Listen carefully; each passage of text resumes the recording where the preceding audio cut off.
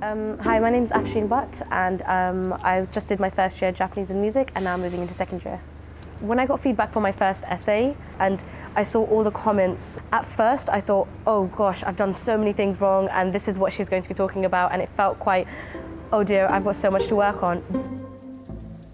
The danger with feedback, or students' obsession with feedback, is they turn it into, what was the perfect essay? Give me feedback on my essay, tell me what I need to get me a first. It doesn't work like that. What you get is feedback on the approaches you've taken, the ideas you've used, the arguments you've raised, but it's for you to then process that and actually think through what's been said and enter into a dialogue, not to robotically copy whatever the lecturer wrote on your essay, assuming that will get you a first.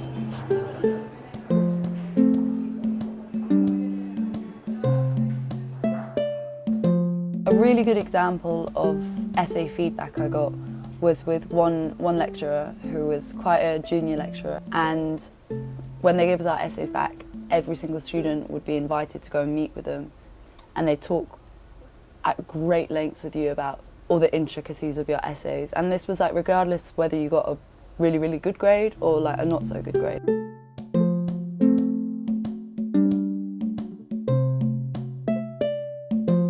I try to be encouraging in my evaluations, because I think it's very important not to discourage the students, actually, irrespective of their mark.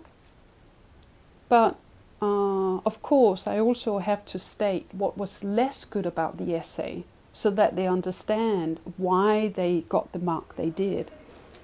And that at times actually can be quite difficult, especially with the good essays that get, say, a mark of 68 or 69 or say 70.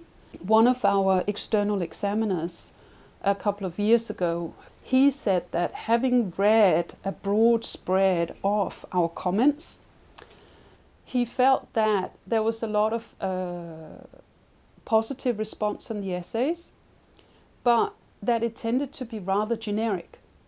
So simply just from reading the comments, it was difficult to assess whether that particular essay had got a 61 or a 69. Because they were all along the line, say, of very good structure, this or this or this, that. And he very much encouraged us also to write the weaker points, but try to say, I feel that if you had focused more on this, you should have been able to have gone more into depth on this particular issue, which I think is really crucial to this particular argument, or something along those lines.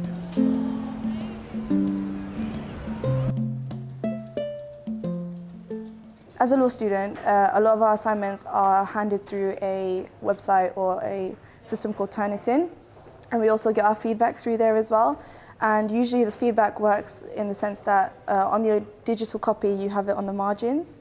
And sometimes, depending on the tutor, it can be quite brief or it can be quite descriptive. It really depends on the person. Me personally, I prefer descriptive feedback, and I only got that from a few of my tutors, and I could really work with that. With the ones who gave me general feedback, what I would then do is I would go and speak to them, or I would, like I said, what I plan to do is use the one-on-one tutorials and show the PhD students or the master students the feedback that I got, and work with them to understand what my tutor was maybe trying to get at if they are busy. Often you learn just as much from your friends as you do from the sort of lectures, and so through the discussions you get a lot more out of it because your peers are also well informed, so you really learn to get to the bottom of the issues.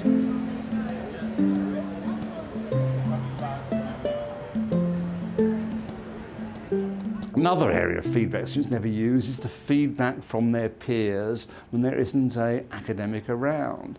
Students historically in the UK learn on their own in higher education. You go to an American university, you go to a continental university, students often work in peer groups where they give one another feedback. Students in the UK tend not to do that, and they suffer from it. You will learn an awful lot from your colleagues. You'll learn an awful lot from giving feedback to your colleagues.